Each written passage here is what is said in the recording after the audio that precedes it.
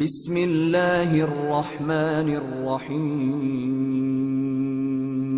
کتنے حقوق ہیں جو قرآن اور سنت میں والدین سے کے لیے بیان کیے گئے؟ ان کی تعداد 40 حقوق کا تعلق والدین کی زندگی سے، 40 حقوق کا تعلق والدین کے دنیا سے چلے جانے کے بعد سے۔ مثلا اولاد کو حق حاصل نہیں کہ والدین سے آگے چلے مگر ان کی جان کو خطرہ ہو، اولاد کو اجازت نہیں کہ والدین سے اونچی جگہ پر بیٹھے، اولاد کو حق حاصل نہیں کہ اپنی آواز اپنے والدین کی آواز سے بلند کرے، اولاد کو حق حاصل نہیں کہ حکماً اپنے والدین سے کوئی بات کہیں۔ مثلا باپ شوگر کا مریض ہے، بیٹا خود ڈاکٹر ہے، وہ باپ میٹھی چائے یا مٹھائی کھانا چاہ رہا ہے تو یہ سختی نہیں کر سکتا، التماس کر سکتا ہے، درخواست کر سکتا۔ اسی طرح اگر باپ ان پڑھ ہے، گنوار ہے، جاہل ہے، بیٹا پروفیسر ہے، پی ایچ ڈی ڈاکٹر ہے یا فقیہ بن جائے، اور باپ ایک غیر ضروری بات انجام دے رہا ہے، ایک غیر ضروری بات کہہ رہا ہے محفل میں، تو اولاد کو شریعت میں یہ حق نہیں دیا کہ وہ باپ کو ٹوکے یا سمجھائے نہ۔ اولاد کو حق حاصل نہیں کہ اپنے والدین کے دشمنوں کے ساتھ دوستی کرے۔ 10 حقوق جن کا تعلق مال سے، 10 حقوق جن کا تعلق زبان سے، 10 حقوق جن کا تعلق دل سے، 40 حقوق، اور وہ 40 حقوق جو دنیا سے جانے کے بعد کہ ان کی تشییع جنازہ کا اہتمام کیا جائے، ان کی قبر کی زیارت کے لیے جائے، ہفتہ میں کم سے کم 1 مرتبہ عصر جمعہ میں جائے، ان کے مافات حقوق کا جبران کرے، ان کے چھوڑے ہوئے کارہائے خیر کو مکمل کرے۔ 80 حقوق جن کی تفصیلات پھر کبھی موقع ملا تو عرض کروں گا، جس سینکڑوں احادیث کا نچوڑ ہے۔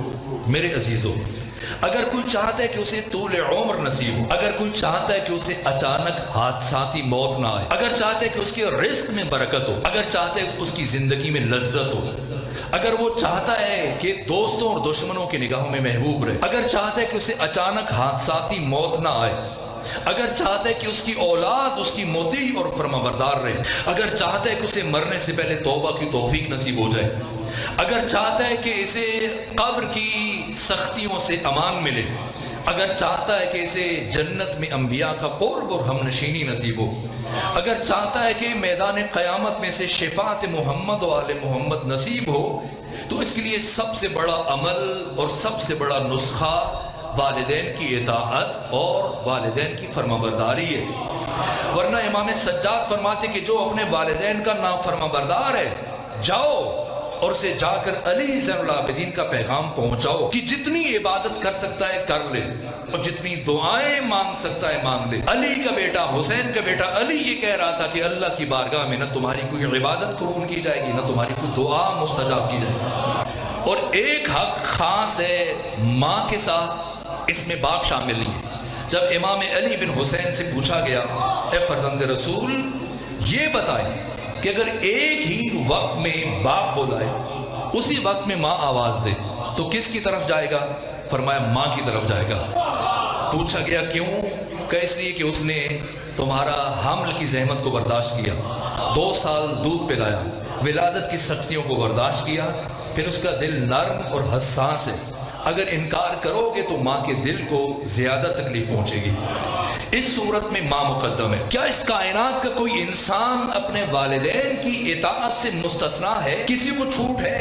نہ، کسی کو بھی چھوٹ نہیں، خواہ وہ نبی کیوں نہ ہو، خواہ وہ صحابی کیوں نہ ہو۔ ایک صحابی پیغمبر کی بارگاہ میں حاضر ہوئے، عرض کیا یا رسول اللہ کیا آپ مجھے بتانا پسند فرمائیں گے کہ میرا شہید بھائی اس وقت جنت میں کس حال میں ہے، کس کیفیت میں؟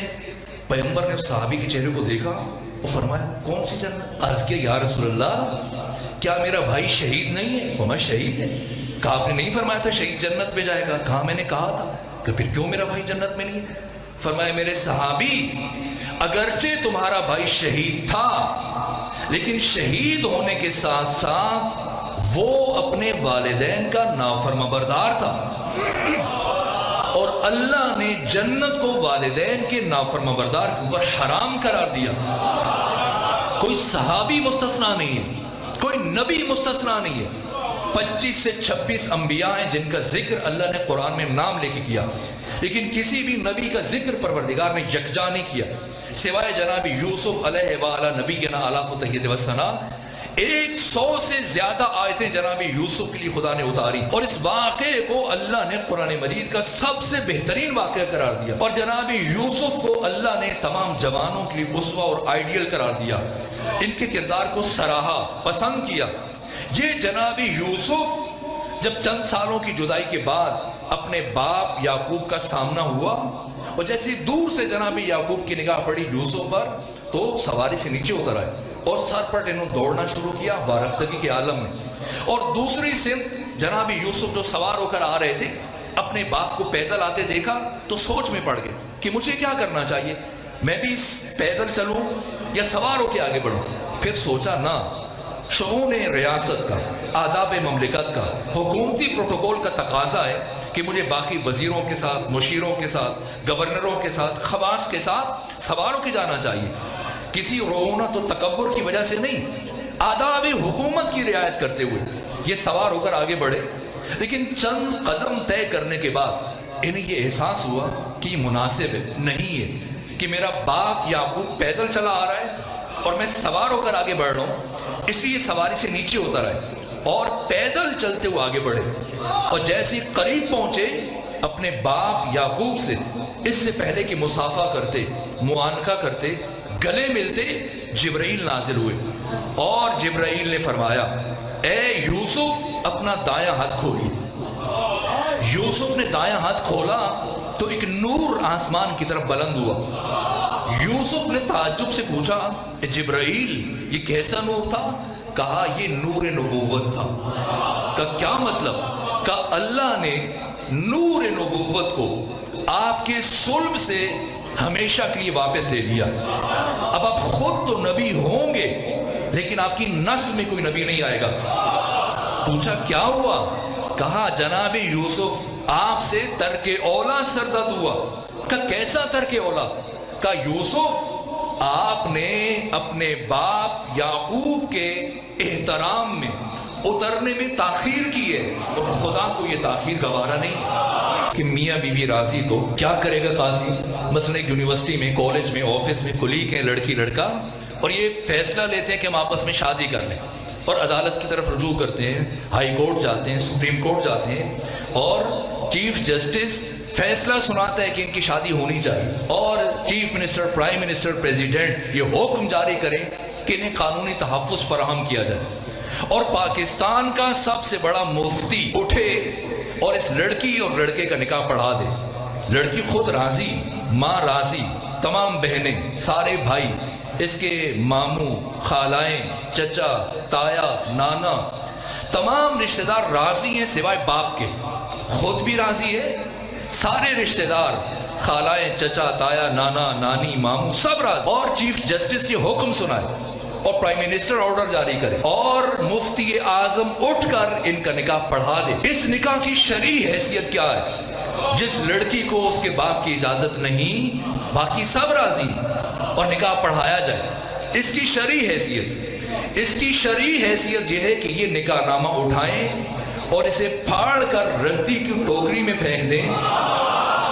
اس سے زیادہ اس کی کوئی حیثیت نہیں. یہ جملہ صاحب تفسیر المیزان علامہ محمد حسین طباطبائی نے بار بار اپنی تفسیر میں تکرار کیا اور یہ جملہ روح قرآن ہے اور سینکڑوں آیات قرآن سے مستفاد ہے.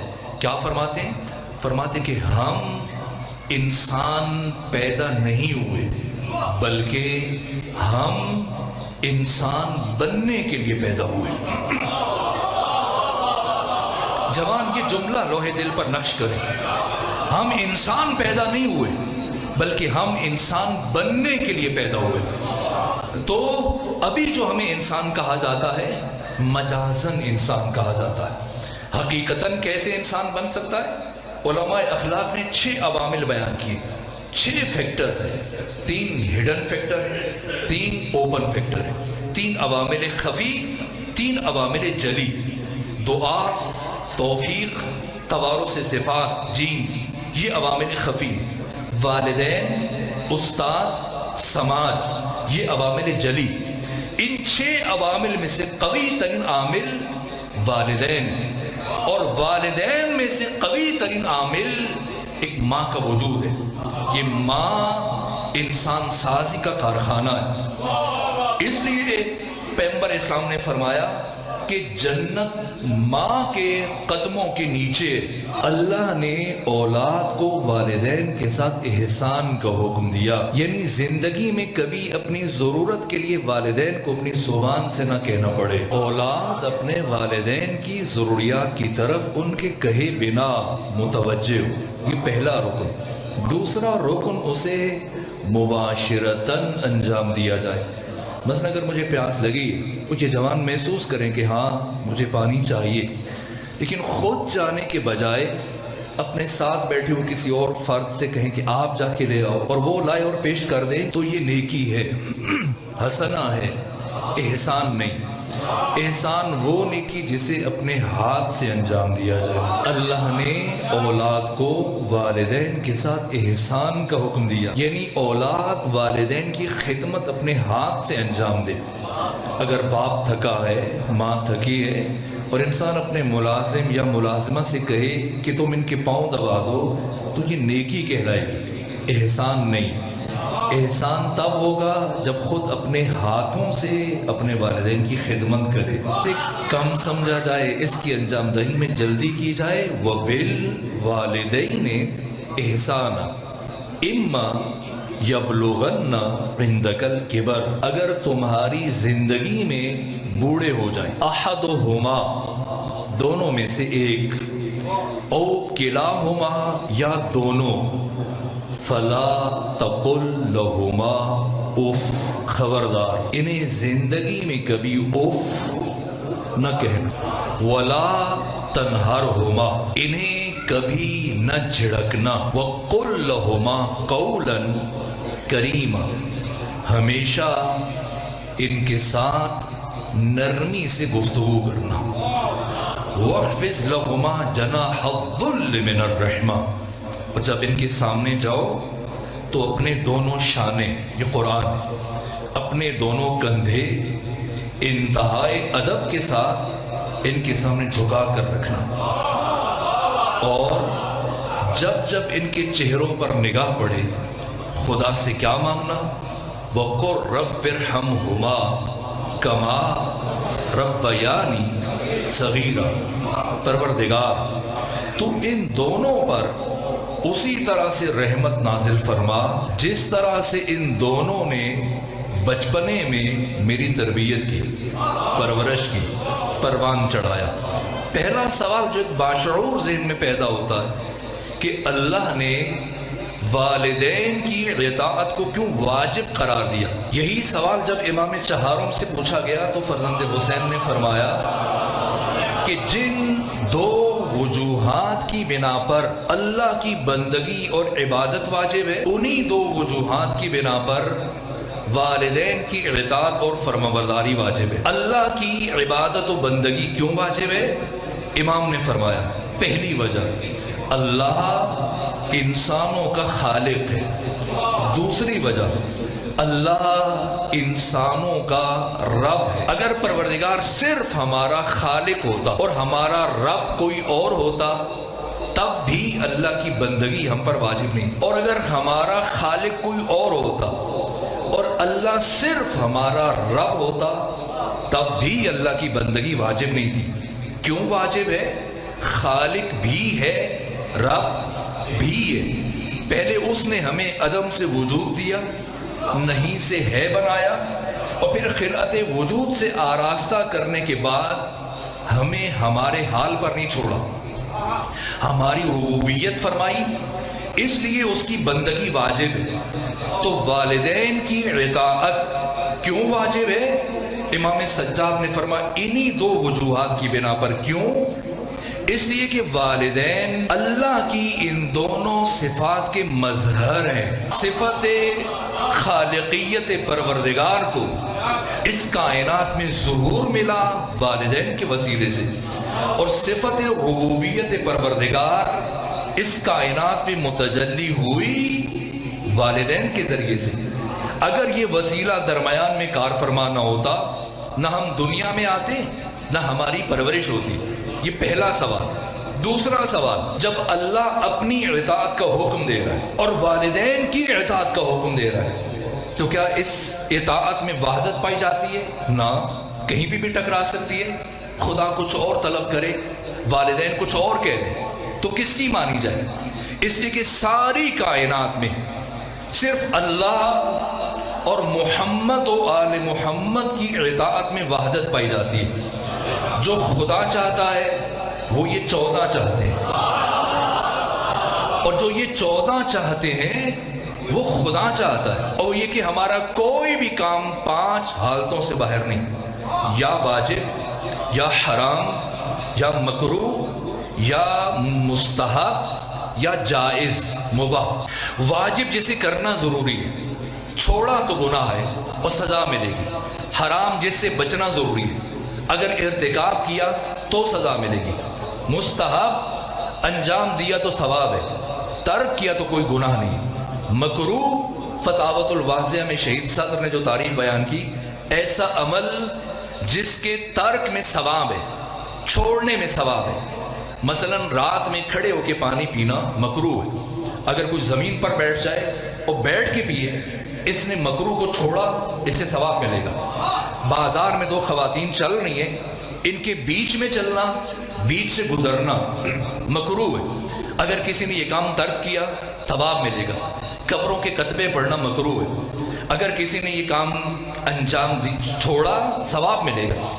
اسی طرح سے کھانا کھانے سے پہلے جب انسان ہاتھ دھوتا ہے یا وضو کرتا ہے، تو وضو کے پانی کو تولیے سے، کپڑے سے خشک کرنا یہ مکروہ ہے۔ کھانے سے پہلے ہاتھ دھوئے جائیں، ہاتھوں کو خشک کرنا مکروہ ہے، یعنی اگر یہ کام نہ کرے اسے ثواب ملے گا۔ اور 5ویں چیز مباح، جائز، ہمیں اختیار ہے، کریں نہ کریں۔